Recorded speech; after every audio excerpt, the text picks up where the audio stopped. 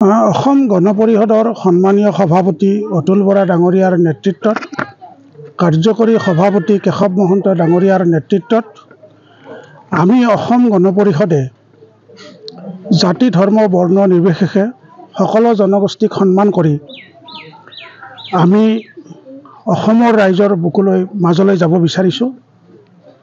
আমাৰ সংগঠন আৰু অধিক শক্তিশালী হোৱাৰ লক্ষ্যৰে ধৰ্ম নিৰপেক্ষতাক শক্তি হিচাপে লৈ উন্নয়নক মাপকাঠি হিচাপে লৈ আমি জনগণৰ ওচৰলৈ আমি যোৱাৰ কাৰণে এলানি কাৰ্যসূচী আমি আপোনালোকৰ মাধ্যমেদি অসমৰ ৰাইজক জনাব বিচাৰিছোঁ যে অহা 10 তাৰিখৰ পৰা আমি অসম কৃষক পৰিষদে 29 তাৰিখলৈকে 50,000 অসমৰ কৃষকৰ ওচৰলৈ আমি যাব বিচাৰিছোঁ। কৃষকৰ পদূলিত কৃষক পৰিষদ, কৃষকৰ পদূলিত কৃষক পৰিষদ এই কাৰ্যসূচীৰ যোগেদি আমি কৃষকে কি ধৰণৰ সমস্যা তেওঁলোকে বৰ্তমান পাই আছে আৰু চৰকাৰী আঁচনি তেওঁলোকে সময়মতে পাইছেনে পোৱা নাই, ইয়াৰ লাভালাভ আবেদনৰ প্ৰক্ৰিয়া আৰু মধ্যভোগী দালালৰ কিবা দপদপনি আছে নেকি, এই সকলো বিষয় আমি কৃষকজনৰ ওচৰত গৈ আমি মত বিনিময় কৰিম আৰু তেখেতসকলৰ সমস্যা সমাধান কৰাৰ কাৰণে প্ৰয়াস কৰিম। এই সময়ত আমি অসম গণ পৰিষদে যিহেতু আমি দলৰ সাংগঠনিক ভেটি আৰু অধিক শক্তিশালী কৰাৰ লক্ষ্যৰে ইতিমধ্যে আমাৰ কেন্দ্ৰীয় সমিতিয়ে এলানি কাৰ্যসূচী হাতত লৈছে।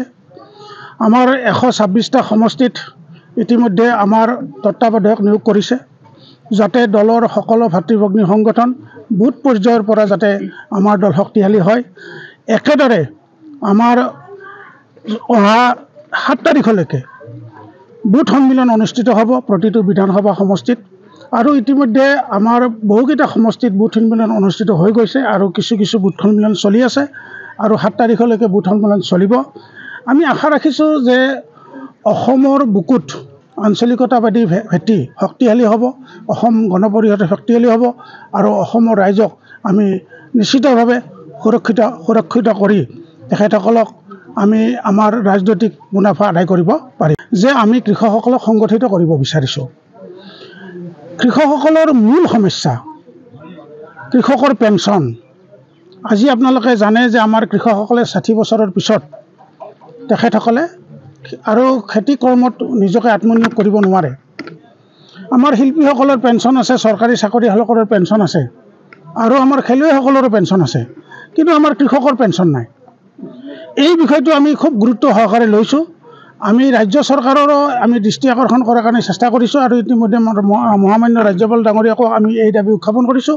লগে লগে আমি দাবী উত্থাপন কৰিছোঁ অসমৰ প্ৰতিটো কৃষক পৰিয়াল সুৰক্ষিত ভৱিষ্যত নিশ্চিত কৰি তেখেতসকলক যাতে আমি বিনামূলীয়াকৈ কমেও 5 লাখ টকাৰ বীমাকৰণ কৰি দিব পাৰোঁ। ইয়াৰ উপৰিও আমি বিচাৰিছোঁ যে অসম চৰকাৰৰ নিযুক্তিৰ ক্ষেত্ৰতে হওক বা আমাৰ যিবিলাক চিকিৎসক আছে, অভিযন্তা আছে, এইসকলৰ নামভৰ্তিৰ ক্ষেত্ৰত আমি কৈছোঁ যে কৃষকৰ কাৰণে আসন সংৰক্ষণৰ ব্যৱস্থা থাকিব লাগে। এই আটাইবোৰ বিষয় আমি ৰাজ্য চৰকাৰৰ আমি দৃষ্টি আকৰ্ষণ কৰিব বিচাৰিছোঁ আৰু আপোনালোকৰো সংবাদ মাধ্যমৰ আমি সহায় বিচাৰিছোঁ।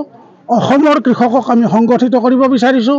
অসম কৃষক পৰিষদৰ তত্ত্বাৱধানত, অসম গণ পৰিষদৰ তত্ত্বাৱধানত আমি কৃষকৰ যাতে এই মূল সমস্যা সমাধান কৰিব পাৰোঁ তাৰ কাৰণে প্ৰয়াস কৰিম।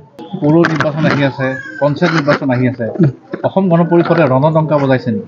ইতিমধ্যে আমি আপোনালোকক ক'লোৱেই যে আমাৰ 126টা সমষ্টিতে যিহেতু পঞ্চায়ত নিৰ্বাচন নহয়, যিকেইটা আমাৰ সমষ্টিত পঞ্চায়ত নিৰ্বাচন হ'ব, ইতিমধ্যে আমাৰ কেন্দ্ৰীয় সমিতিয়ে সন্মানীয় সভাপতি অতুল বৰা ডাঙৰীয়াই 101জন তত্ত্বাৱধায়ক নিয়োগ কৰিছে। আমাৰ বুথ পৰ্যায়ৰ পৰা সকলো সমিতি আমাৰ শক্তিশালী। এতিয়া আমি পঞ্চায়ত নিৰ্বাচন আমি অংশগ্ৰহণ কৰিবলৈ আমি ৰাজি আছোঁ। যিকোনো খবৰৰ বাবে যোগাযোগ কৰক 7090173330 অথবা 7099017990 নম্বৰত।